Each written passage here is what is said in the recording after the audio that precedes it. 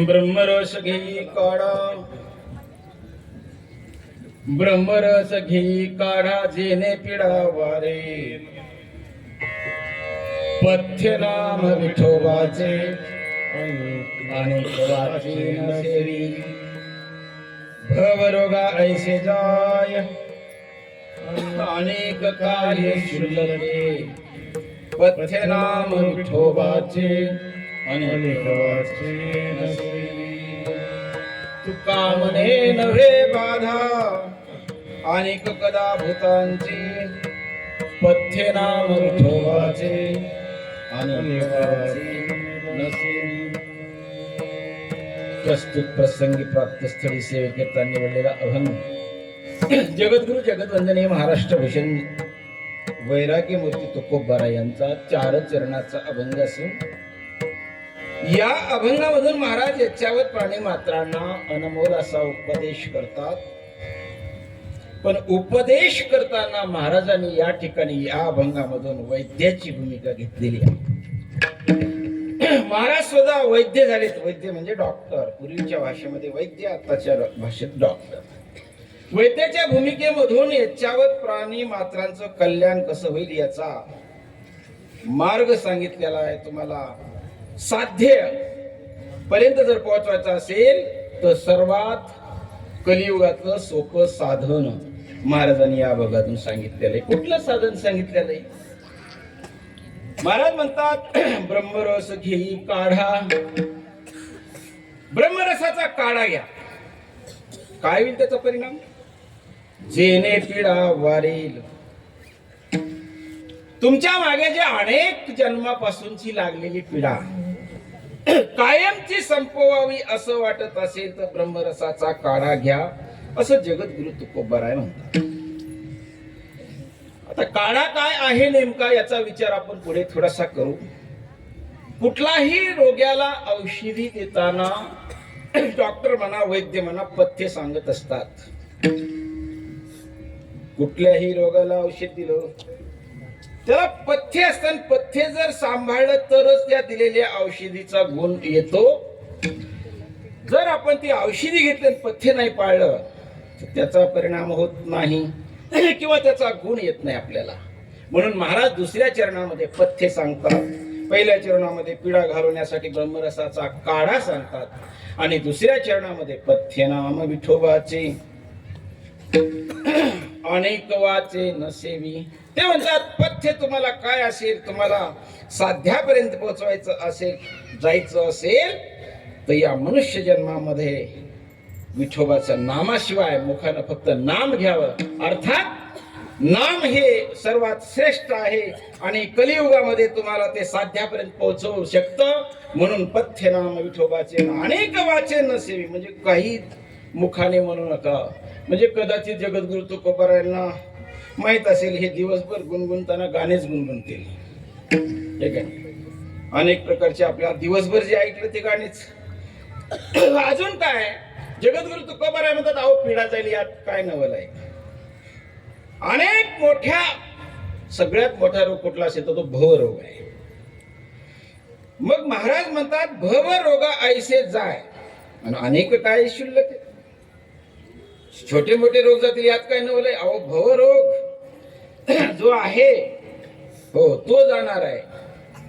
आणि अजून काय होणार आहे तर तुका म्हणे नव्हे बाधा अनेक कदा भूतांची पंचमहाभूतांची बाधा होऊन जे शरीर पुन्हा निर्माण होतं किंवा पुन्हा किंवा पुन्हा आपल्याला जन्माला यावं लागतं. हे येण्याची गरज नाही. पुन्हा भूतांची बाधा होणार नाही असा मराठीत आपल्या अभंगाचा सरळ सरळ अर्थ आहे. विठोबा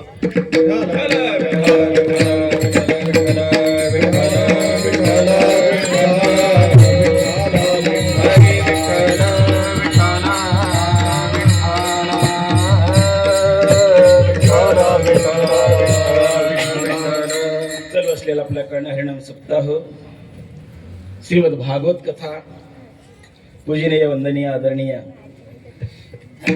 स्वामीजींच्या श्रीमुखातून आपण कथा ऐकत आहात. खरं म्हणजे स्वामीजींच्या आज कीर्तन स्वामीजींचं होतं. पत्रिकेवर सगळ्यांनी वाचलं असेल. कदाचित स्वामीजींच्या कीर्तनाला सगळे आले असतील पण त्यांना अचानक असं वाटलं असेल आता हे कापसाचा गोळा आपल्या तोंडात बसला. आता काय हा 10 वाजेपर्यंत निघत.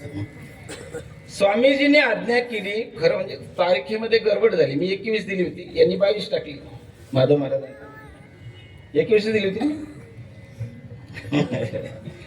मी यांना उद्याचं पॉम्पलेट पाठवलं, रेकॉर्डिंग पाठवली मी. म्हणजे कमी जास्त असो ठीक आहे. आज तारीख 21 स्वामीजींची आज्ञा म्हणून मी इथं उभं राहिलो. स्वामीजींच्या जागेवर कीर्तन करण्याची माझी 1% पात्रता नाही. त्यांनी आज्ञा केली, त्यांनी त्यांचा आशीर्वाद समजून मी इथं उभा राहिलो हे खरं आहे. पण आज ते हजर राहिले हे खरं नाही. हे काही बरं नाही झालं. मला अपेक्षित होतं की स्वामीजींनी येऊ नये. तिकडेच कुठे टाइमपास आहे. एरवी तुम्ही ओवाळता तिकडेच ओवाळायचा ना, 10 वाजता ऑप्शन करायचं ना. पण मोठं अंतकरण आहे. कदाचित स्वामीजींच्या समोर बोलणं उचित ठरणार नाही, पण काही गोष्टी बोलल्या पाहिजेत. गेले 5-6 महिने US ला असताना अनेक प्रकारचे हिंदीमधून काही करण्याचे योग आले मला. ज्या ज्या वेळेला तसा योग येईल त्या त्यावेळेला पहिला फोन माझा स्वामीजींना असायचा. आणि मला जिथे 10 मिनिटं बोलण्यासाठी भांडवल पाहिजे होतं तिथे त्यांनी अर्धा तास द्यायचं. मोठं अंतकरण आहे स्वामीजींचं. नाही तर अलीकडच्या काळात कोणी सांगत नाही. त्यातले त्यात तिकडे हिंदी म्हणलं की स्वामीजी आपली हिंदी म्हणजे काय. बरं, आमच्या अंगामध्ये पहिल्यापासून बाळासाहेब ठाकरे, मराठीशिवाय दुसरं बोलायचंच नाही काही. वर्कशॉपला मला दुसरे कोणी हिंदी बोलत, मी त्याला मराठी बोलत होतो, मराठी यावी असं. ही जे काय माझ्याकडनं 2 वाक्य चांगले जातील, 2 तर वाक्य चांगले जातील ना. नाही चांगले गेले तर नामस्मरण करा, एवढं तर चांगलं वाक्य आहे आणि तुम्ही केलंच पाहिजे. आता याच्यामध्ये पथ्य नाम सांगितलेलं आहे आणि तुम्ही नेमकं रामकृष्ण हरीला कोणीच नव्हतं मंडपामध्ये. नामस्मरण हे महत्वाचं आहे, श्रेष्ठ आहे. नामासाठी कलियुगामध्ये आपल्याला सर्वांना तारून नेणारं नाम आहे. जडाला दगडाला तारणारं नाम आहे, माणसाला तारी यात नवल नाही. तरी पण आपण कीर्तनाला रामकृष्ण हरी पासून यायला पाहिजे. सुरुवातीला रामकृष्ण, बरं मी थोडस विलंबित म्हणावं, रामकृष्ण हरी म्हणलं. ओके, तुमची बाजू स्वामीजीने घेतली. ते म्हणे कृष्ण जन्म होता पण उशिरा, नाही तर तुम्ही भल्या 7:45 हजार असता. असे टाळ्या वाजवा लागल्या.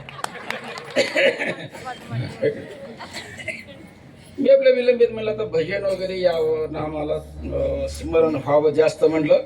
मी रामकृष्ण 20च्या स्पीडनं म्हणलं आणि यानं 80च्या स्पीडनं चालू केलं. पुन्हा 1 मिनिटात रामकृष्ण हरी.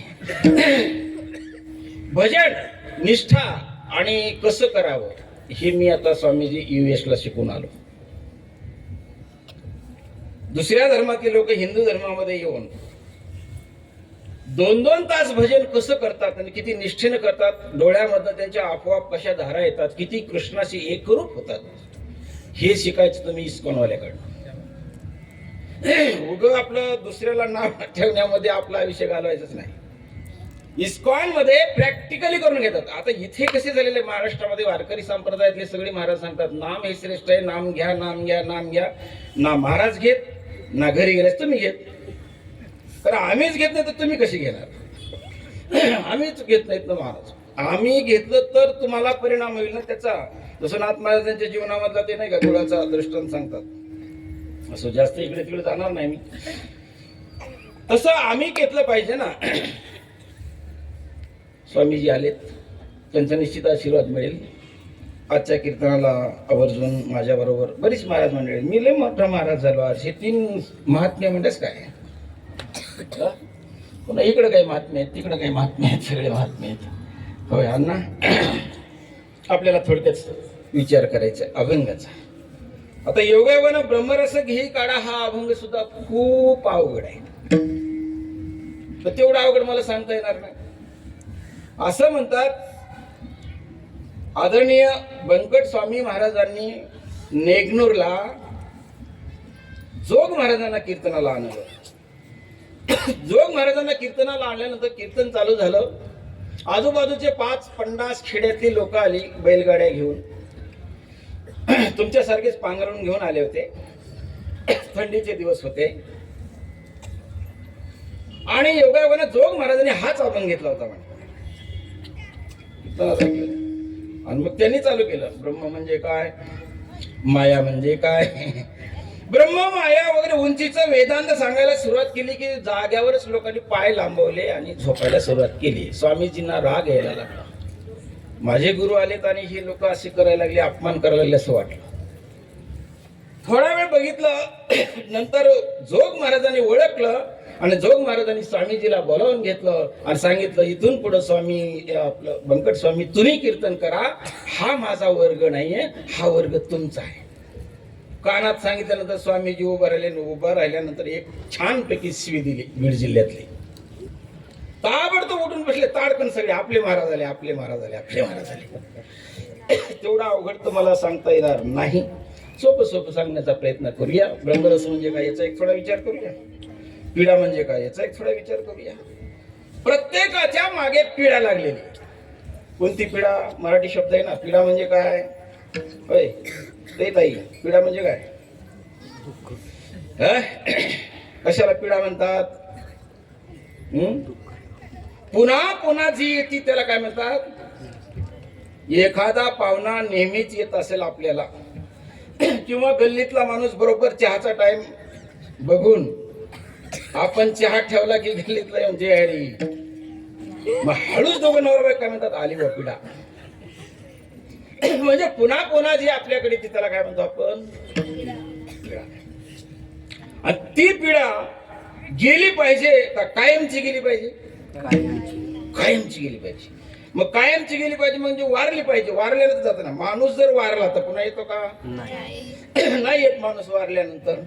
मग कायमची पिढा गेली पाहिजे का तात्पुरती गेली पाहिजे? कायमची पिढा गेली पाहिजे. ती पिढा कोणती आपल्याकडे लागलेली आहे तर आपल्याला पुन्हा पुन्हा जन्माला यावं लागतं आणि पुन्हा पुन्हा मरावं लागतं. ही काय आपल्या मागे लागलेली पिढा आहे. कशाला हिला पिढा का म्हणायचं? तर जन्माचं दुःख कठीण आहे. जन्माचं दुःख भयंकर आहे. जन्माचं दुःख साधू संतांचे जर अभंग वाचले, अभंग ऐकले, अंगावर काटा येतो. जन्माचं दुःख. हो. न मास कष्टलासी नवमास कष्टलासी नव्याने प्रसूत झाली कर्मदार तुझी मानाड कर्मदार तुझी मानाड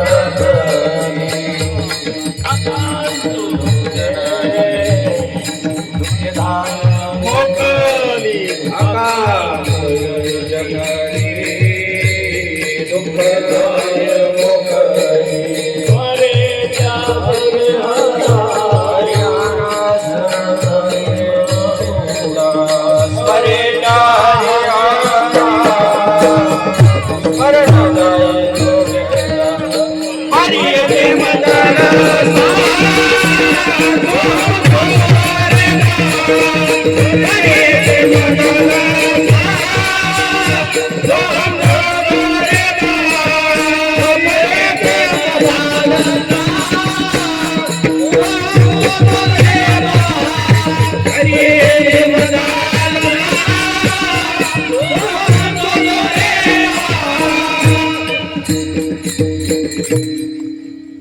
जन्माचं दुःख किती आहे हे सांगण्यासाठी लक्षात राहत नाही आणि मरण्याचं दुःख सांगता येत नाही.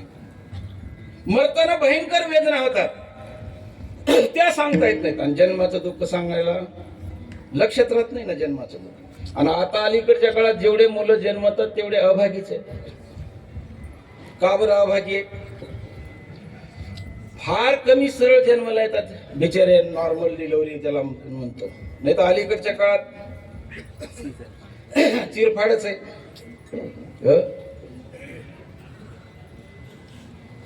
आणि त्यांचे ठरलेले वाक्य असतात. मला माझ्या सुनबाईचा दोनहीचा अनुभव आहे. ऍडमिट केलं की अर्ध्या तासानं बाहेर येतात. गळ्याला आडा पडला कशाचा? सांगा काय करे. नाही तर हृदयाचे ठोके झाले. निर्णय लवकर द्या. माणूस काही होच म्हणते त्यावेळेला. काही काही देशामध्ये जर गेलं तिकडे जर ऐकलं तर आश्चर्य वाटतं. US मध्ये सिझरिंग जर झाली तर तो डॉक्टर स्वतःचा अपमान समजतो. तर पहिल्या महिन्यापासून ट्रीटमेंटच अशी देतो की नॉर्मलच डिलिव्हरी झाली पाहिजे. आणि अलीकडच्या काळामध्ये नॉर्मल डिलिव्हरी नाहीच ना. जवळजवळ ऐकायला मिळत नाही. आणि ज्याची झाली ते भाग्यवान आहे. तुम्ही भाग्यवान आहे. जन्माचं दुःख अत्यंत आहे पण ते सांगता येत नाही, लक्षात राहत नाही जन्मल्यानंतर. आणि मृत्यूचं दुःख भयंकर आहे म्हणतात. एक एक रोमांचे ठाई शत इंगळी दंश पाहिजे. एका एका रोमाच्या ठिकाणी. माणसाच्या अंगावर किती रोम आहेत? विज्ञान सांगतो 3.5 कोटी. आपल्या अंगावर रोम किती आहे? 3.5 कोटी. मग त्या 3.5 कोटी रोमाच्या ठिकाणी शत इंगळी दंश पाहिजे. एका रोमांच्या ठिकाणी, म्हणजे एका रोमाच्या ठिकाणी 100 इंगळीने दंश केल्यानंतर जेवढा आनंद होतो, दुःख होतो. इंगळी चावल्यास आनंद होतो का? दुःख होतं. इंगळी वेगळी, इंगळ वेगळा. काही लोकांना तर इंगळचा अर्थच कळत नाही. इंगळ म्हणजे काय? संसार दुःख मूळ तो इकडे. मग इंगळ म्हणजे काय? इंगळ म्हणजे काय? इंगळ कोणता प्राणी आहे? विंचू का? मग इंगळ कशाला म्हणतात? ते नाही का सूर्यफुलाच्या काड्या आणल्या ना शेतातून, त्याला जाळल्यानंतर त्याचा जो खवखव विस्तू पडतो ना, त्याला इंगळ म्हणतात. बरोबर आहे? सूर्यफुलाच्या काड्या माहित आहेत? तुम्ही खेड्यातच असाल ना?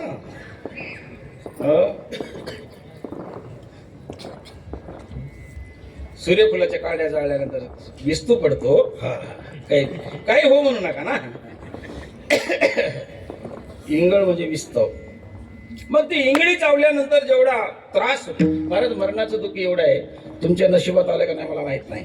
तुम्ही कुठं बघितलं का मला माहित नाही. आम्ही काही दुःख बघितलेत स्वामीजी जवळ. एका श्रीमंताच्या घरी 15-1 वर्ष झाले असेल त्याला, आम्ही भजनाला बोलवलं त्यांनी. म्हणजे बाबांचा जीव जाण्याची वेळ आहे म्हणे, नामस्मरण व्हावं. आम्ही गेलो भजनाला, भजन चालू केलं तर बाबाच्या उशाला बाटली होती छोटीशी.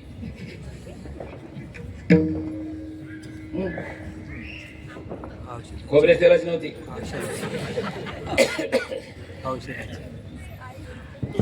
आमचं भजन झालं तर मी डोळ्यांना माझ्या बघितले स्वामीजी. तेव्हापासून माझ्या अंगाला काटा येतो खरंच. तर ते भजन चालू होतं, आमचं भजन बंद झालं ना, त्यांनी ओरडायचं, नका ना रे मारो, येतो ना रे मी. अरे मी कुठं नाही म्हणालो रे, मारू नका रे, मारू नका रे, मारू नका रे. असं मोठे मोठे ओरडायचं ते म्हातारं. मारत असतील का नाही त्याला? आता उशाला बाटली म्हणल्यानंतर, आयुष्यभर माळ नाही घातल्यानंतर यम काय हार घेऊन येतील का?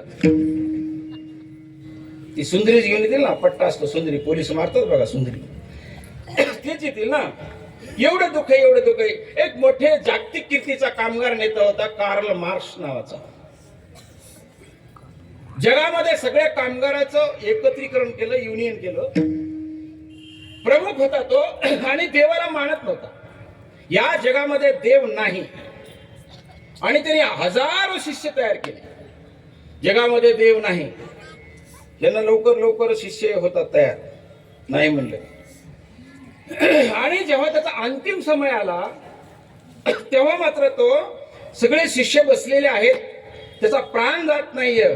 आणि योगायोगानं बोलता बोलता श्वास बाहेर काढला आणि बोलून गेला, माय गॉड, माय गॉड.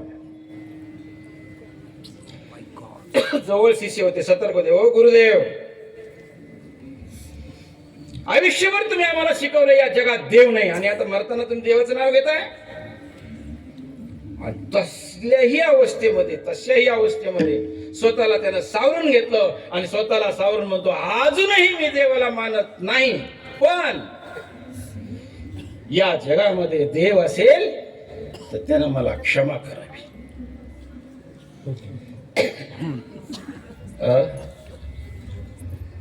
ते नाही का कोणी, आता स्वामीजींनीच एकदा सांगितलं होतं, एक व्याख्याता होता, खूप व्याख्यान छान केलं.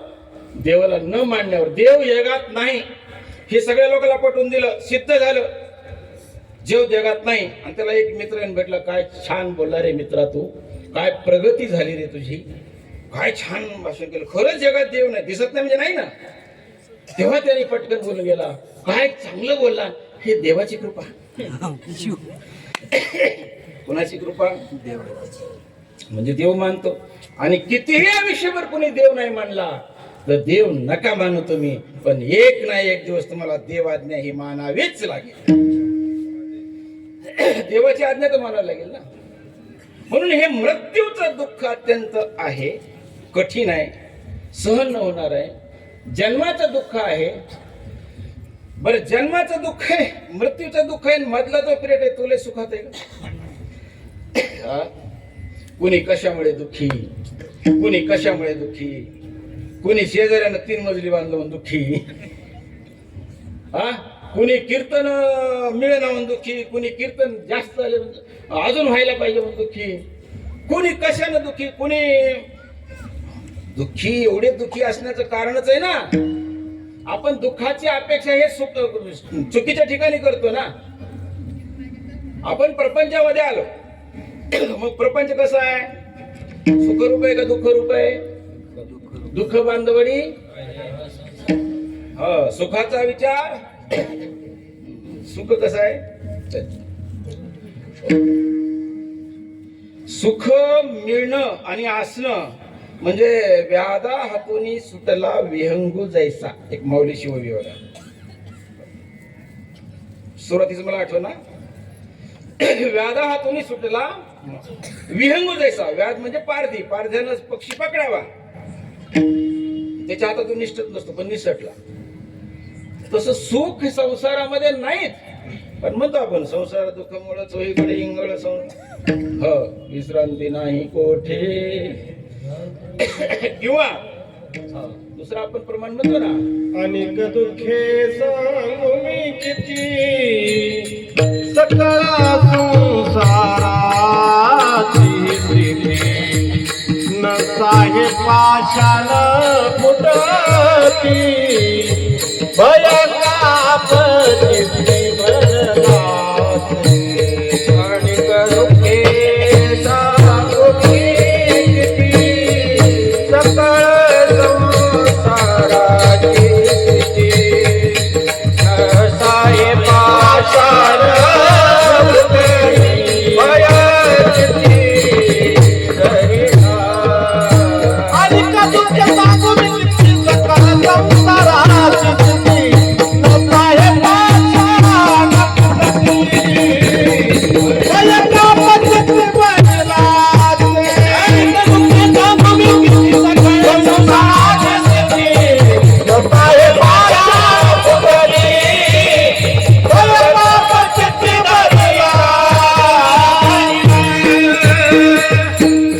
कुणाला सांगावं महाराज दुःख? अनेक दुःखे सांगू मी किती. ती उभी आठवली. संसार व्यथे सुटला, नैराश्य बिनटला, व्याधा हातून सुटला विहंगू जैसा. संसार व्यथे सुटला.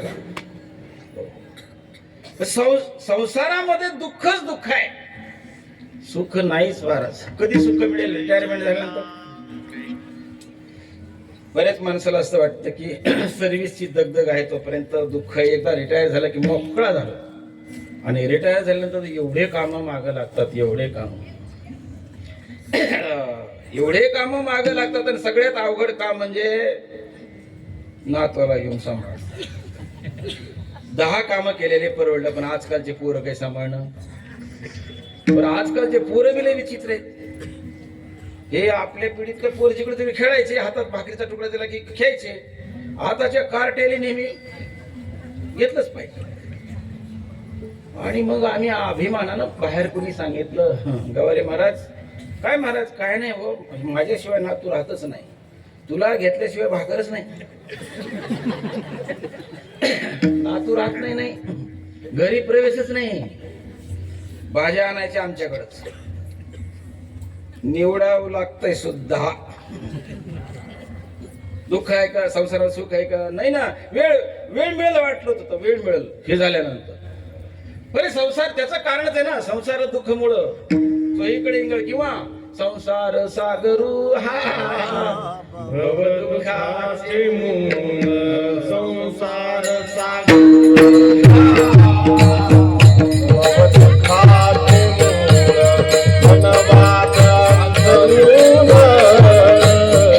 माझी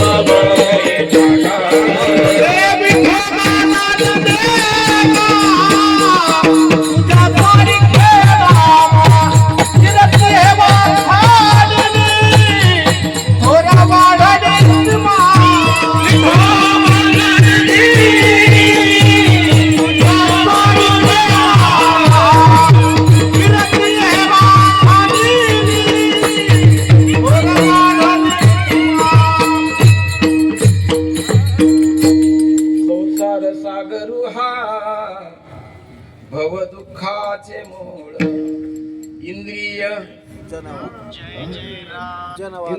जनवाद अंतरुणी माझी केले इंगळ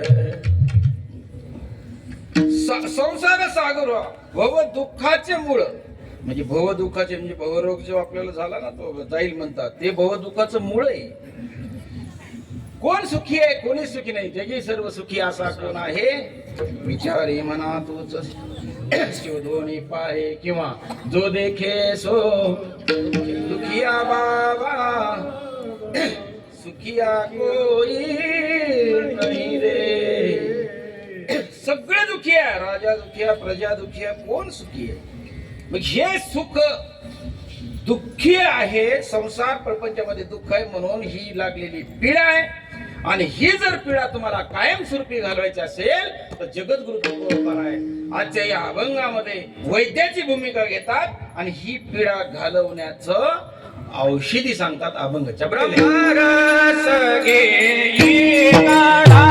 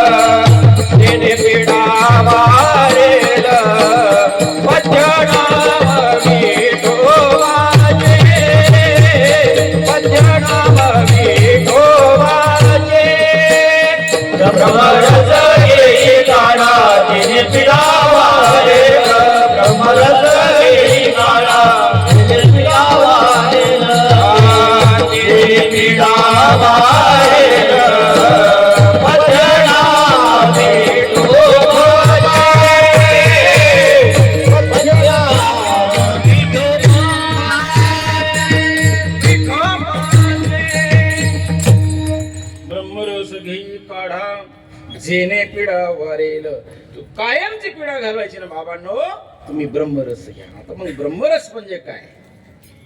हा रोग अगोदर कुणाला झाला होता का मोठ्याला झाला होता. कुणाला झाला होता अर्जुनाला रोग झाला ना अर्जुनाला. हो माऊली म्हणतात ना ब्रह्मरसाचे पारणे केले अर्जुना लागे नारायणे तेची समय पाहुणे पातलो आम्ही. ब्रह्मरसाचं पारण केलं पारण म्हणजे जेवायला कुणासाठी केलं अर्जुनासाठी केलं. केले अर्जुना लागी नारायणे आणि तेची समय पाहुणे पातलो आम्ही. रोग झाला ना महाराज अर्जुनासारखेला रोग झाला. कोणता रोग झाला अर्जुनाला मोह. मग त्याला त्यांचा अर्जुनाचा रोग आणि आपला काही वेगळा नाही. आणि रोग जर एक झाला तर औषध काही वेगळे वेगळे नसतं. चिकनगुनिया समजा देवेंद्र फडणवीसला झाला आणि मला झाला आम्हा दोघाला चिकनगुनिया झाला.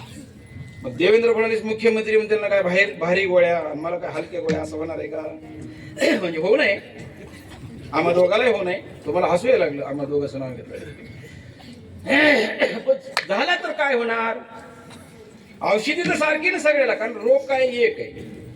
श्रीमंत असो का गरीब असो एक राजा होता आणि बागेमध्ये पाणी मारणारा एक बागवान होता. दोघालाही आजार झाला. कोणता आजार झाला फ्ल्यू झाला समजा. डॉक्टराले तपासलं तो आजारी हे आजारी. राजाला गोळ्या दिल्या त्याला गोळ्या दिल्या. राजाने बोलून घेतला डॉक्टर साहेब मला कोणत्या गोळ्या दिल्या या दिल्या. माळ्याला कोणत्या दिल्या या दिल्या. तुम्हाला काही समजतं का डॉक्टर कसं काय झाला. अहो मी राजा आहे मला गोळ्या वेगळ्या दिल्या पाहिजे तो साधा आहे. ते म्हणे साहेब तुम्ही जरी असाल तरी आजारी एकच आहे रोग एकच आहे त्याच्यामुळे गोळ्यासारख्या. तसं अर्जुनाला जो रोग झालेला आहे तो सगळ्याला रोग झालेला आहे. आपण स्वतःला सगळे विसरून गेलो. सांगितल्याचाही परिणाम होत नाही. आपण विसरलो म्हणजे ही पिढा पुन्हा पुन्हा आपल्या राशीलाच येतील. त्याचं कारण आपणच आहे, आपणच केलेलं कर्म आहे. ही पिढा उभं नाही आली. पुन्हा पुन्हा जन्माला येणं, किती वेळा जन्म व्हावे यावे, नित्य व्हावे फजित. म्हणजे आपण केलेल्या कर्मानुसारच आपण हे आपल्याला जे त्रास होतो ना, हे आपलंच केलं असतं. घरात सून चुकीची येणं, जवाई चुकीचं मिळणं, मित्रांनी आपल्याशी काहीही वागणं, किंवा आपल्या जीवनामध्ये आपला कुठलाही जरी त्रास झाला, हे लोकांचं नाही, लोकांना दोष द्यायचं नाही, आपलं असतं. आपलंच केले कर्म गेले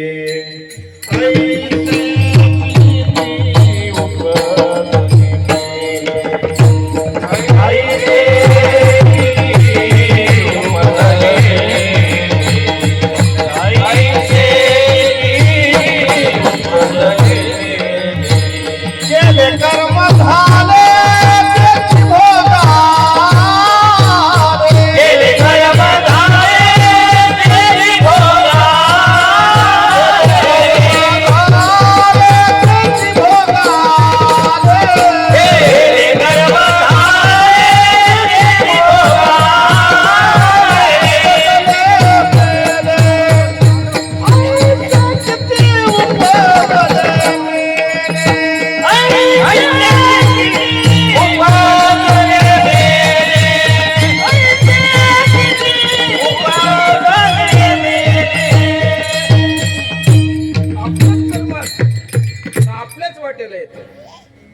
बऱ्याच ठिकाणी खुळी कल्पना असते यांची, बिचाऱ्यांच्या मन मोकळं करतात.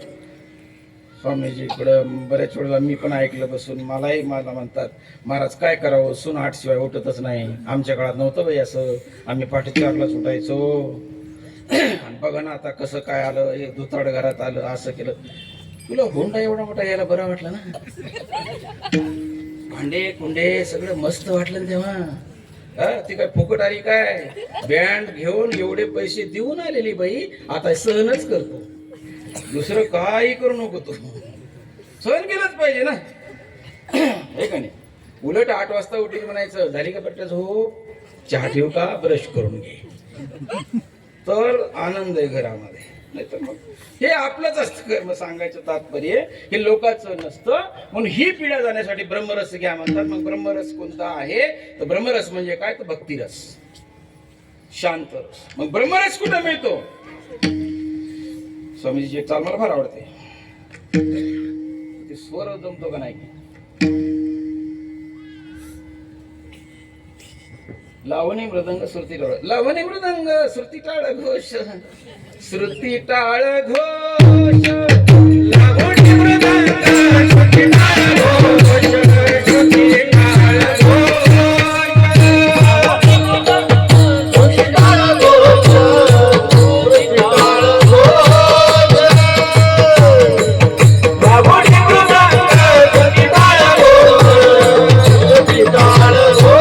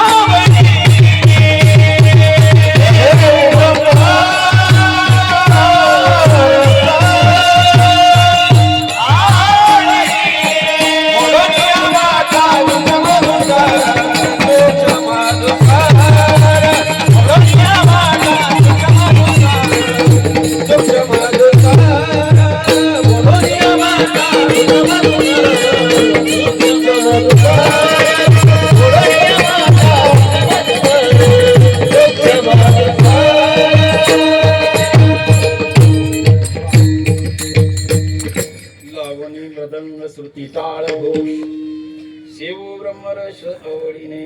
कुठे मिळतो तो ब्रह्मरस? इथे मिळतो. कसा मिळतो? लावो ने मृदंग श्रुती टाळ घोष, इथे ब्रह्मरस.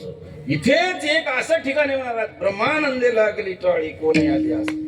पण तसं करता आलं पाहिजे, केलं पाहिजे, आपण एकरूप झालं पाहिजे, स्वतःला विसरता आलं पाहिजे. स्वतःला विसरल्यानंतर तो आनंद होतो. हो. लावणी मृदंग 9 प्रकारचे रस सांगितलेले, तसे नवरसी भरवी सागरू करवी रत्नांचे अगरू भावार्थाचे गिरीवरू निफजवी माय जेत शांताची या घरा अद्भुत आला से पाहुणेरा येराही पांती करा झालाची माय. मूळ जो रस आहे तो भक्ती रस आहे, ब्रह्मरस आहे, भक्ती रस आहे, शांत रस आहे. येराही पांती करा येत शांताची या घरा अद्भुत आला असे पाहुणे. बाकीचे पाहुणे मुख्य रस काय? ब्रह्मरस किंवा भक्ती रस किंवा शांत रस मुख्य आहे. बाकीचे इतर रस जे ते पाहुणे आहेत. म्हणजे जसं की आपण एखाद्यानं जेवायला सांगितलं आणि त्यांच्या घरी जर जेवायला गेलो, कशाचं जेवण आहे? बासुंदीच आहे. मग फक्त बासुंदीच असते का? बाकी पदार्थ मग बाकीचे काय झाले? ते पाहुणे झाले. तसं हे ब्रह्मरस हा मुख्य रस आहे. ब्रह्मरस म्हणजे भक्ती रस. आणि ती भक्ती रसामध्ये जर तुम्ही भक्ती केली, आता कशी भक्ती करावी, किती करावी, भक्तीची व्याख्या पुन्हा भक्ती ते कठीण सोळावरील भक्ती अवघड आहे, भक्ती सोपी पण आहे. हो, भक्तीसारखं सोपं काही नाही, भक्तीसारखं अवघड काही नाही. कशी भक्ती करावी? नारद भक्ती सूत्रामध्ये सांगितलेलं आहे भक्ती कशी असावी. गुणरहितम कामनारहितम प्रत्यक्षण वर्धमानम अविच्छिन्नम सूक्ष्मतरम अनुभव रूपम इति प्रेमः. कशी भक्ती असावी? तर गुणरहित म्हणजे त्रिगुणाच्या पलीकडे भक्ती असावी. सत्व गुण स्वतःतली भक्ती सुद्धा त्रास देते आपल्याला. गुणरहितम कामनारहितम मनात कुठलीही इच्छा ठेवून भक्ती करायची नसते. कारण इच्छा इतकी वाईट आहे, इच्छा इतकी वाईट आहे, इच्छा इतकी वाईट आहे. नाथ महाराजांनी तर इच्छेला मुरळी म्हणलंय. मुरळी इच्छा मुरळीस पाहू नका पडाल नरका द्वारी बोध बुदली ज्ञान दिवटी उजळा महाद्वारी मल्हारीची वारी माझ्या मल्हारीची वारी मल्हारीची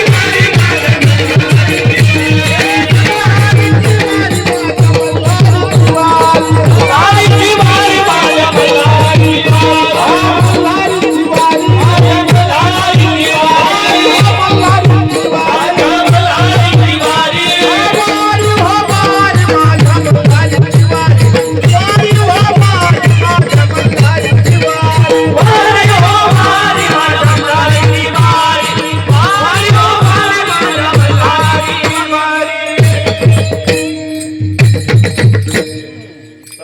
पाहू नका पडाला नरकाद्वारी बोध उदली ज्ञान देवती उजळा महाद्वारी. इच्छा चांगली नाही. गुणरहितम कामनारहितम प्रत्येक क्षण वर्धमान. प्रत्येक क्षणाला भक्ती वाढली पाहिजे. आज जर तुम्ही कथेला आला तर आजच्यापेक्षा उद्या आनंदानं आलं पाहिजे, प्रेमानं आलं पाहिजे, उत्स्फूर्त आलं पाहिजे. क्षणाक्षणाला भक्ती वाढली पाहिजे. जर आपण पंढरपूरला गेलो, पांडुरंगाचं पहिल्या वेळेला जर दर्शन घेतलं, एक वेगळाच भाव असतो, वेगळाच आनंद असतो. मला गेले गेले अगदी आपण म्हणजे पांडुरंगाचे पाय धरतो, बाहेर येतो, मस्तपैकी साष्टांग दंडवत, पुन्हा उभं राहतो, पुन्हा कानं धरतो, पुन्हा उड्या मारतो, आपली तपली गुळाची पापडी आहे का नाही, गरुड खांबाला मिठी मारतो. खूप चांगलं दर्शन घेतो आपण. दर्शन करून बाहेर आल्यानंतर मित्र भेटतो. झालं का दर्शन? हो झालं. कस काय झालं? नाही सांगत. चल एकदा अजून माझ्या बरोबर, गर्दी नाहीये. अरे आता झाले. अजून एकदा चल ना. नाही झालंय आता. बर चल बाबा म्हणतो तसं. दुसऱ्या वेळेला जे पहिल्या वेळेला जे करणं बिन उभं राहूनच. पुन्हा तिसऱ्या वेळेला भेटले, बाहेर आला की तिसरा मित्र दर्शनाला. चल अजून एकदा. झालंय म्हणलं. दोनदा झाले. दोनदा. अरे चल झालंय. तू बळच हात करून ओढतो, हा मागा अशी वड घेतो, जाऊन गायला कापायला न्यायला गेली. वाढलं का प्रेम कमी झालं मला हे सांगायचंय. नारद महर्षी म्हणतायत भक्तीची व्याख्या सांगताना कसं प्रेम असावं. प्रत्येक क्षण वर्धमान. क्षणाक्षणाला प्रेम वाढलं पाहिजे देवाकडे. मग आपलं वाढतं का कमी होतं? वाढलं पाहिजे. मग ही भक्ती मान्य आहे का? आणि ज्याच्या जीवनात खरं म्हणजे भक्ती नाही त्याला तर नाथ महाराजांनी एवढे, नाथ महाराज शांती ब्रह्महित महाराज पण काही काही ठिकाणी असं ठोकलंय भक्ती विना पशु कशाशी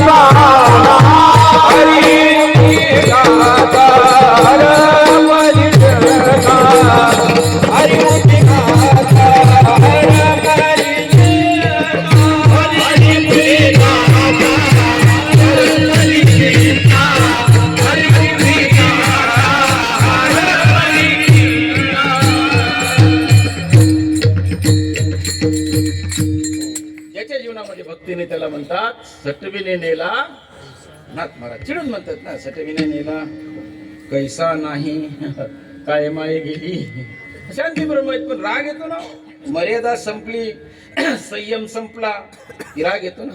पुन्हा नाही काही केल्यानंतर किती संयम जरी म्हटलं तरी एक ना दिवस संयम तुटतो ना. संयम संपल्यानंतर मग राग येणारच ना. म्हणून नाथ महाराजांनी सुद्धा बऱ्याच ठिकाणी ठोकलंय चांगलं. हरिपाठात वाचा ना, हरिपाठात बघा ना किती आनंद आहे. हा काय काय म्हणले तर आपला किती उद्धार केलाय, आपण दिवा लावल्यास काय काय होते. हरिपाठ वाचा शांततेनं. म्हणून भक्ती असावी. कशी भक्ती असावी? 3 गुणाच्या पलीकडे असं, म्हणजे सत्वगुण. इथं चाललो आपण, कारण सत्वगुणामध्ये सुद्धा अहंकाराची शक्यता असते. म्हणून तर माऊली म्हणतात ना, त्रिगुणासार निर्गुण हे सार. 3ही गुण असार आहेत मला. सत्वगुण सुद्धा असेल तर सत्वगुणी माणसं भक्ती करतात, पण त्या भक्तीमध्ये अहंकार असण्याची शक्यता असते. म्हणून कशी भक्ती असावी? गुणरहितम कामनारहितम प्रतिक्षण वर्धमानम अविच्छिन्नम सूक्ष्मतरम अनुभव रूपम इति प्रेम. हा त्या भक्तीमध्ये प्रेम असावं. कुणाविषयी प्रेम असावं? भगवंत किती प्रेम असावं. अहो देवाचं नाव घेतल्यानंतर, नामस्मरण केल्यानंतर आपल्या डोळ्यातून आपोआप पाणी आलं पाहिजे. अष्ट सात्विक भाव जागे झालं पाहिजे. हो हो, अष्ट सात्विक भाव जर जागे होतील तर तेव्हा म्हणायचं आपण भगवंताविषयी प्रेम. आणि होतात. तुम्ही भजन करा बरं, होतात की नाही बघा. मस्तपैकी असं करायचं तर आपण अयोध्येत आहोत सगळे. जे गेले ते, जे नाही गेले ते आपण बघितलेलं टीव्हीवर. राम मंदिर, प्रभू रामचंद्रांची मूर्ती डोळ्यासमोर आणायची छानपैकी. आणि सगळेजण आपण असं संकल्पना करायची की आपण सगळे अयोध्येमध्ये आहोत आणि खूप छान भजन करावं. तुम्हाला कसं वाटतं? राम कृष्ण हरी हरी जय जय राम कृष्ण हरी राम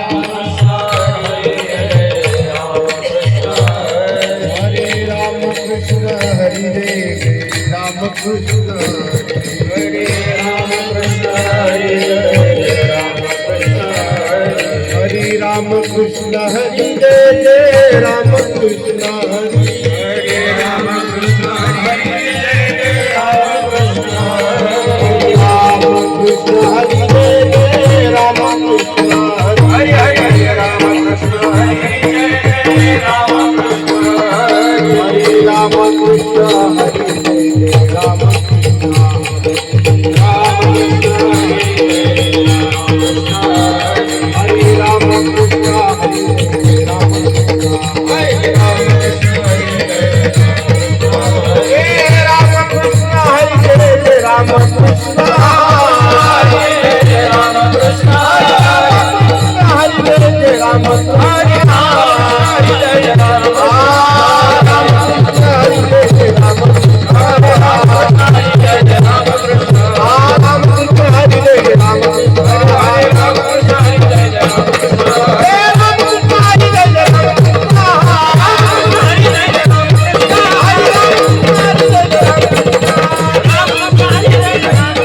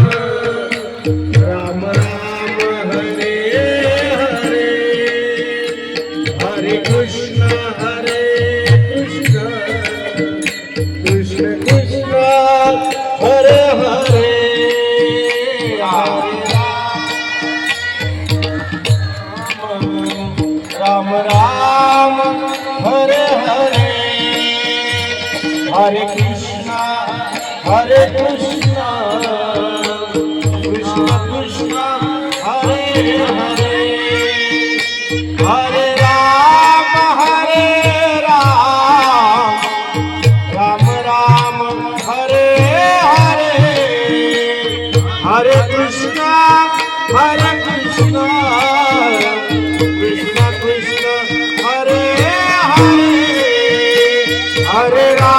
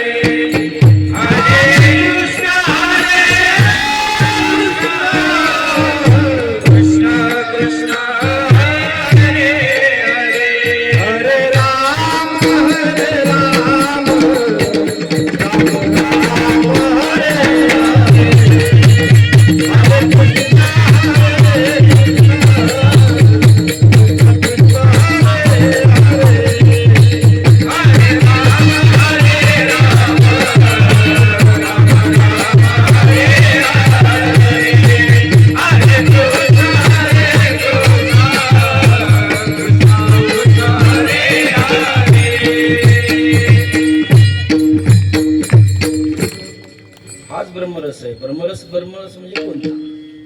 हरे राम हरे. स्वामीजी पहिल्या हरे कृष्णाला डोळे लावून घेतात, ती लोकांना अशा हात करतात. हरे कृष्ण कृष्ण कृष्ण. मी उलटा घेतला, आपण हरे राम म्हणतो म्हणून, ते कृष्ण. हरे कृष्ण हरे. आणि 5 ते 10 मिनिटांना डोळ्यातून धारा चालू होतात त्या लोकांच्या. याला प्रेम म्हणायचं आणि हाच ब्रह्मरस म्हणायचं. हो, आपल्या डोळ्यातून कधी पाणी येईल? तरी चांगली गोष्ट आहे. तुमच्या जीवनातली सगळ्यात चांगली गोष्ट कोणती असेल तर तुमच्या सानिध्यात स्वामीजी सारखा महात्मा आहे. श्री कृष्ण गोविंद हरे मुरारी, हे नाथ नारायण. छान म्हणतात त्या, ते स्वामीजींनी सवय लावलेली आहे. आणि खरंच तुमच्या सहित मी भाग्यवान आहे. पण अलीकडच्या काळामध्ये नाही हो, नाही नाही नाही नाही, चांगलं दुकानच नाही. चांगलं दुकान नाही. पॅकिंग चांगली असेल, पॅकिंग वरून 50,000ची असेल, पॅकिंग 40,000ची असेल, पण आत माल मात्र खराब आहे बरं का. त्यांचं कीर्तन ऐकून पाप लागल, कल्याण तर होणारच नाही. विठ्ठल विठ्ठल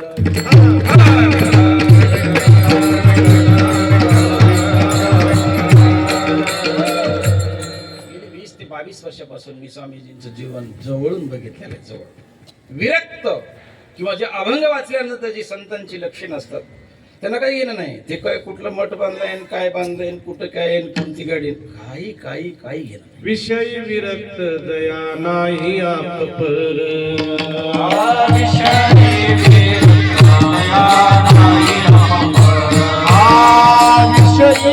विरक्त दया नाही आप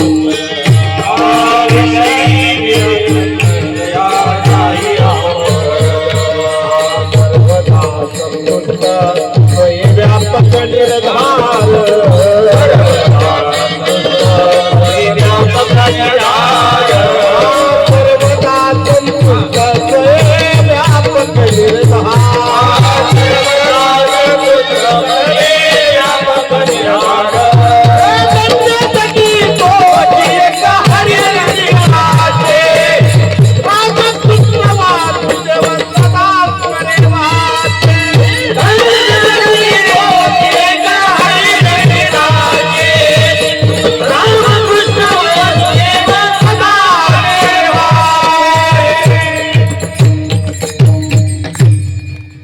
विषयी विरक्त नाही जया पपर. किंवा विषय तो ज्यांचा झाला नारायण, किंवा जेवढे जेवढे काय प्रमाण असेल त्यांना काही घेणं नसतं कशाची. कोणत्या गरीबानं घरी नेलं तरी चेहऱ्यावर तेवढाच आनंद, आणि कोणत्या एखाद्या मोठ्या बंगल्यात गेले तरी तेवढा चेहऱ्यावर आनंद. अलीकडच्या काळात तसं नाही ना महाराज, अवघड आहे. मी अमेरिकेहून आल्यानंतर आपल्या महाराष्ट्रातले टॉप 10 महाराज जे आहेत त्याच्यापैकी वरच्या 4 मधले समजा, वरच्या 4 मधले एक, पहिला दुसरा तिसरा धरू आपण. त्यांनी आता मला विचारलं, वारकरी संप्रदायाचं तिकडं काय अमेरिकेमध्ये. म्हणजे इस्कॉनचं सांगितलं, 50 वर्षापूर्वीचं मंदिर आहे, 125 एकर मध्ये मंदिर आहे, गावरान गायी आहेत, गोशाळा आहे, रोज गायीची आरती करतात ती लोक. आणि मी सुरुवातीला जसं बोललो ना, असं हरे कृष्ण म्हणलं की अगदी 2 तास भजन करतात, भजनच करून घेतात, प्रॅक्टिकली करून घेतात. इथं कसं आहे, आम्ही फक्त तुम्हाला सांगतो, तुम्ही आपल्या घरी झाल्यास विसरून जातात, आम्ही विसरतो, चलू दे आपले. त्यांनी मला विचारलं की वारकरी संप्रदायाचं काय. मी त्यांना प्रत्युत्तर दिलं माझ्या स्वभावानुसार. त्यांना म्हणलं, आपल्याला महाराष्ट्राच्या बाहेर जायला वेळ आहे का? इथंच एकमेकाच्या चिमटे चामटे काय पाय ओढण्यामध्ये आपण वेळ घालतो ना. तुमचं मला पावत नाही, माझं तुम्हाला पावत नाही, यांना त्यांचं पावत नाही, त्यांना त्यांचं पावत नाही. आपल्याला आपल्यातच वेळ आहे का बाहेर जायला? अहो काहीच नाही. तुम्हाला मला सरप्राईज आश्चर्य केव्हा वाटलं स्वामीजी, अहो मुंबईच्या, नागपूरच्या, अमरावतीच्या ह्या लोकांना आळंदी माहित नाही, पंढरपूर माहित नाही, घरात देवधर्म नाही, IT इंजिनियर झाले, अमेरिकेला गेले. तिथं जेव्हा मी पंढरपूरचं महत्व सांगू लागलो तेव्हा म्हणे आम्ही गेलोच नाही म्हणे, आमच्या आईवडिलांनी कधी झालेलं आठवत नाही, किंवा पंढरपूरचा विषय. एवढी दुर्दशा आहे आपल्या महाराष्ट्राची.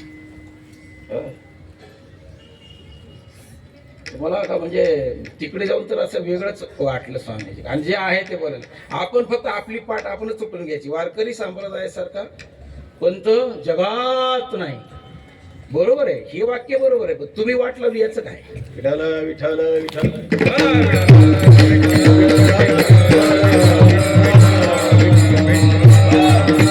नाही म्हणणे करणार म्हणणार, हे ना ये म्हणा दांडकच घेऊन येणार आहे, बसायची जागाच ठेवणार नाही शिल्लक. हो, यांनी जे म्हणजे अभंगानुसार सोडून जे आता काय जे वागणारे असतील त्यांच्यासाठी. हो, तुम्ही जे प्रणाली आपली वारकरी संप्रदायाची, जे कीर्तन मर्यादा असेल, जे काय असेल, हे अभंग वाचले नाही का यांनी? ठीक आहे, मी काळानुसार बदलणारा माणूस आहे. माधवभावासाठी एक महाराजाशी भांडण घेतलं होतं, ते महाराजांनी पैसे घेण्यावर जास्तच बोलले होते. मग मी तिथं विरोध केला होता त्यांना झाल्यानंतर कीर्तन. म्हणलं माधव महाराज खूप छान मृदंग वाजवतात, सगळीकडे कीर्तन करतात, म्हणून कुणी त्यांच्या मुलाला फीस माफ करतं का, कुणी वह्या पुस्तक आणून देतं का? मी ते न म्हणजे देणाऱ्याच्या आणि घेणाऱ्याच्या विरोधात नाही, मी दिलंच पाहिजे. आपण ते संस्कृतीचं काम करतात, पण माझा विरोध त्यांना आहे ज्यांनी धंदा करून वाट लावली 50,000 60,000 आणि नको तिथं मग 50 लाख भरतेत बी. नको तिथं 50,000 जमा करायचे आणि 50 लाख एकाच ठिकाणी भरायचे, असे पण आहेत. विठ्ठल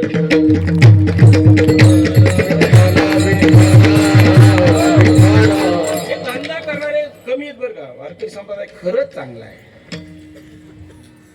पण तुम्हाला बी हेच दिसते 10%. बरं दोष त्यांचा नाही ना, तुम्हाला तेच पाहिजेत ना. दोष त्यांचा आहे का? कीर्तन ठेवणारे काय म्हणतात, तुमची ऑफर काय असते, आमके बोलवा, जाऊ द्या, वर्गणी जमा करा अजून. चांगले खूप लोक आहे, साधूवृत्तीचे, साधू जीवन जगणारे, आळंदीत कितीतरी गाथा आणि ज्ञानेश्वरी मुखोद्गत करून त्यांचा ते आनंद घेणारे आहेत. त्यांच्या आनंदात मग्न आहे ते, त्यांना दुःखही नाही. कुणा किती घेतंय, कुणाचे कीर्तन आहेत आणि कुणाचं काय काय असे पण आहेत, पण ते तुम्हाला दिसत नाहीत ना, तुमच्या भाग्यात नाहीत. पण त्यातले त्यात तुम्ही मला भाग्यवान यासाठी म्हणलं की तुमच्या भाग्यात स्वामीजी आहेत, माझ्या भाग्यात स्वामीजी आहेत, म्हणून आपण भाग्यवान. जीवन जगता आलं पाहिजे तसं. आणि सोपी गोष्ट नाही. आता जास्त याच्या पुढचं बोलत नाही मी, मला काही बंधन नाही. कशाला सांगू इथं आता, स्वामीजींच्या कानात सांगेन कीर्तन संपल्यास. हो, म्हणून मला बोलण्याचा अधिकार आहे. म्हणून मला बोलण्याचा काय अधिकार आहे? मी ते पाळलंय सगळं तत्व आतापर्यंत. 40 वर्षापासून कीर्तन करतो, अजून 40 पैसे कोणाचे घेतले नाही. इथून पुढे शेवटचा थेंब रक्तात असं पण घेणार नाही, याचं वाढणी करणार. म्हणून मला बोलण्याचा अधिकार आहे. हो जाऊ देतं काय, अमेरिकेचा अनुभव जर सांगितलं तुम्हाला खोटं वाटेल. हो, खूप काही करून आणलं असतं, खूप काही न मागता नाही पाळलं. ते इथं जे आहेत माझ्या मुलं, माझ्या पुढे माझी पत्नी, माझी मुलगी आहे 50-50 फूट. त्याच्यामुळं आता ते पाळलं आणि इथून पुढे असंच पाळल्या जावं स्वामीजी, तुमचा आशीर्वाद बस. बाकी काय आता राहिले तरी किती दिवस, 65 वर्ष वय आहे. जगलो वाचलो 10-5 वर्ष तर चांगलीच गोष्ट आहे. नाही तर कुठल्या क्षणाला काय होईल, क्षणभंगुर नाही भरोसा आपण म्हणतोय. कुठल्या क्षणाला काय होईल काय सांगता येते माणसाचं, कुणाचं काय काय सांगता येत नाही. आणि सगळ्याला एक आव्हान करतो, सुलीभंजनला या. ज्यांनी सुलीभंजन पर्वत बघितला नाही ते अवश्य या. तिथे नाथ महाराजांनी 12 वर्षे तप केलेला आहे. दत्तात्रयांनी दर्शन दिलेलं आहे. चंद्रकुंड आहे, सूर्यकुंड आहे. जगातला आश्चर्य म्हणजे चंद्रकुंडाचं पाणी थंड आहे, सूर्यकुंडाचं गरम आहे.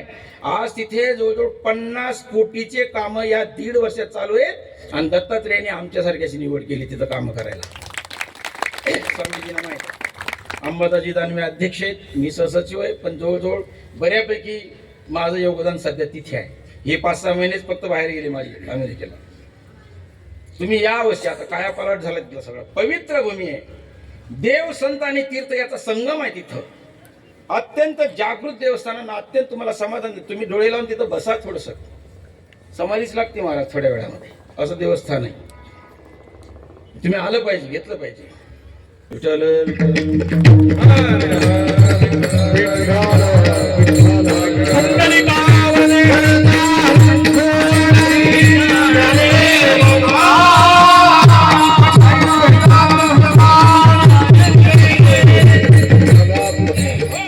ब्रह्मरस म्हणजे दुसरा कोणता नाही. तुम्ही काय केलं पाहिजे? तुम्हाला ही पिढा जे मागे लागलेली आहे, जन्म मरणाचं दुःख आहे. जन्म मरणाच्या मधलं जे आयुष्य त्याच्यात बी सुख कुठंच नाही.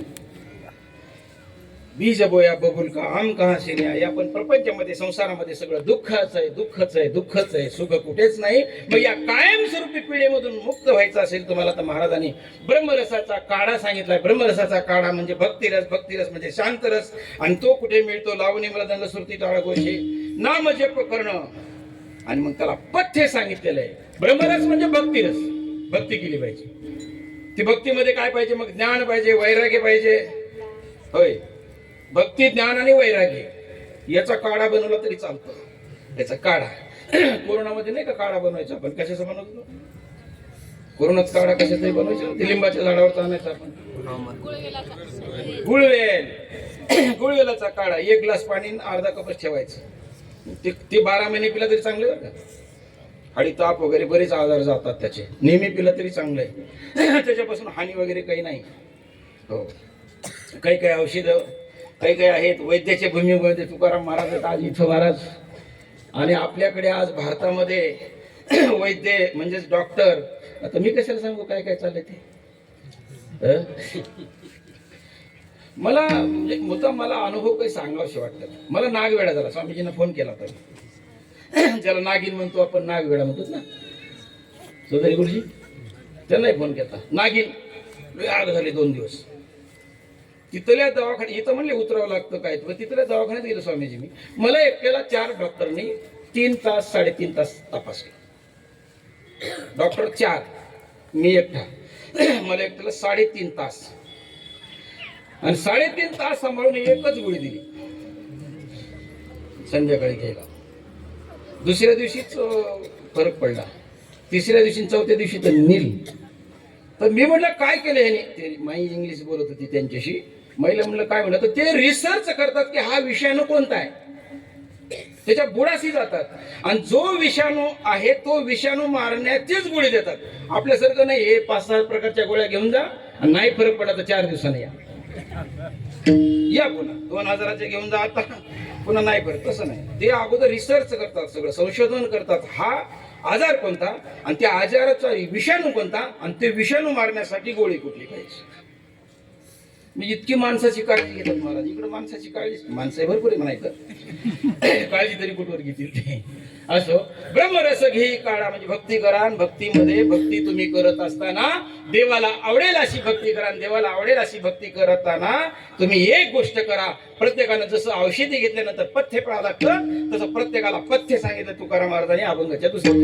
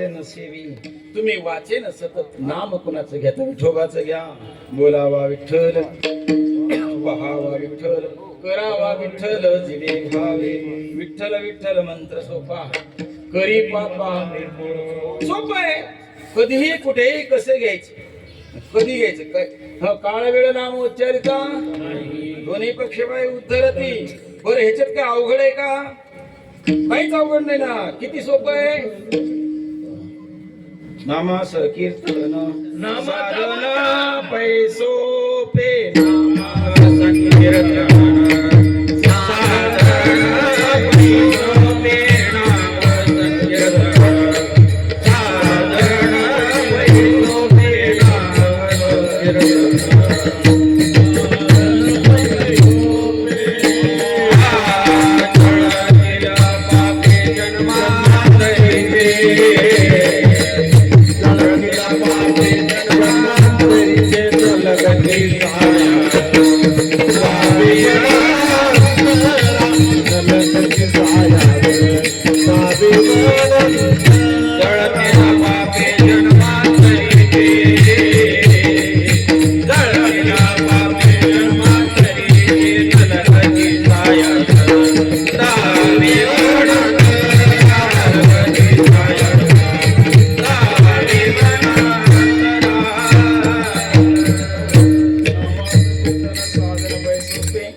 जळतील पापे जन्मांतरीची पथ्य नाम सांगितलेलं नाम कुठेही केव्हाही कसे घेता येतं कारण नाम एवढं सोपं आहे आणि नामाची ताकद मध्ये जास्त आहे हरिमुखे म्हणा पुण्याची गणना नामामुळे काय झालं नामामुळे काय नाही झालं होय नाम चांगले चांगले माझी कंठी राहो भले किंवा बरवया बरवंट नाम पवित्र आणि चौकट कितीतरी प्रमाण आहेत नाम हे सर्वात श्रेष्ठ आहे ते नाम घ्या त्याच्यासाठी वेगळा वेळ काढायची गरज नाही कामामध्ये काम काही म्हणा राम फक्त मोबाईल बघणं बंद करा किंवा कमी करा या मोबाईलनं सगळ्यांची वाट लावली महाराजाची वाट लावली तुमची लावली भजनेची लावली कीर्तन 7 ते 9 ठेवा म्हणतात आणि मोबाईल 2 वाजता बघतात मोबाईल कमी करा आणि मुलांना तर दिलाच नाही पाहिजे काही काही नियम खूप स्ट्रिक्ट आहेत बरं का US ला मोबाईल मुलांना देत नाहीत चॉकलेट देत नाहीत ऑस्ट्रेलियामध्ये नियम बनवला अमेरिकेत बनलेला आहे पहिला नियम 16 वर्ष खाली जर मुलांनी आयडी वर खोलली हा 3 लाख रुपये दंड बघा ऑस्ट्रेलियामध्ये नियम बनवला 3 लाख रुपये दंड तसं इथं पाहिजे पोरं येडे झाले पोरं येडे नाही झाले हे मायबापांनी केले ते रडू लागलं की आहे माहिती दर माझा लेकराची काय चूक आहे आणि आई काय करते काय आता कोणत्या सध्याच्या मालिकाच माहित नाही मला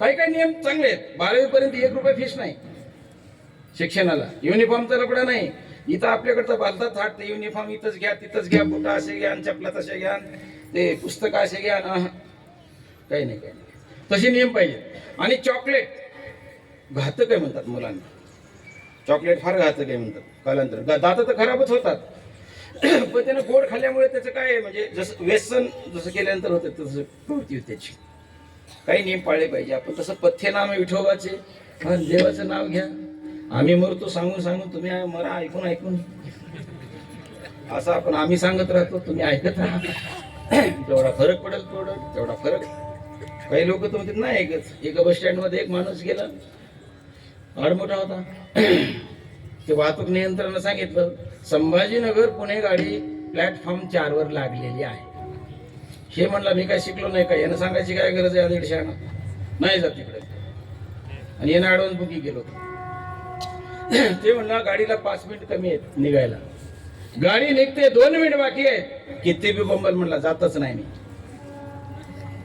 गाडी गेल्यानंतर मग गेला किती ओरडला म्हणला पठ्ठ्या गेलाच नाही अरे पण 600 रुपयाचं तिकीट काढून ठेवलं तर नुकसान कोणाचं झालं त्याचं झालं का तुझं झालं नुकसान कोणाचं आहे तसं विनोदी वगैरे कीर्तन थोडे विनोद करावं लागतात पण आज स्वामीजी असल्यामुळे सगळं पथ्य पाळलेलं आहे मी बऱ्यापैकी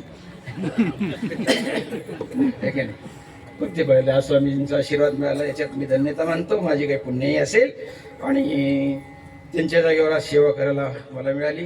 आजच्या या कार्यक्रमासाठी आदरणीय आमचे हरिभक्तीपरायण एकनाथ महाराज चौधरी गुरुजी, ते पण आता गेली 5-6 वर्षापासून कीर्तनं करतात. त्यांनी पण निश्चय केलेला आहे, जिल्हा परिषदेचा शिक्षक आहे महाराज म्हणे, निरपेक्ष आयुष्यभर सेवा करायची.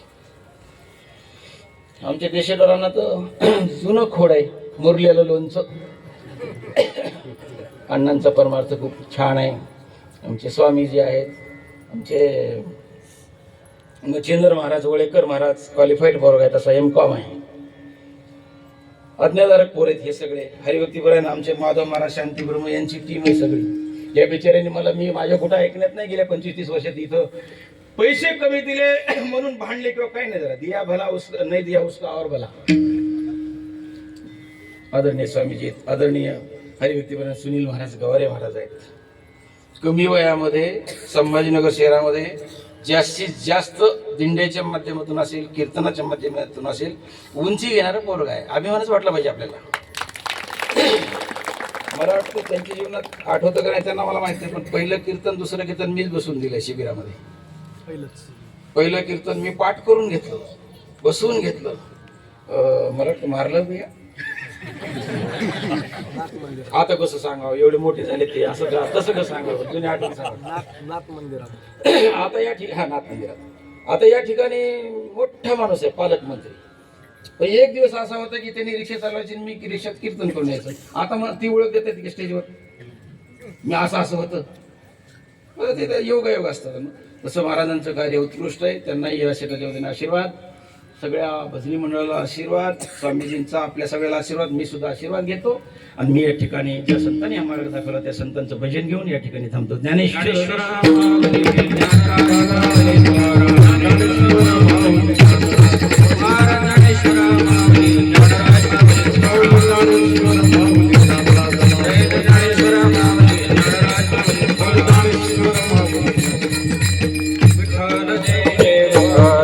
विठ्ठला जय जय विठ्ठल.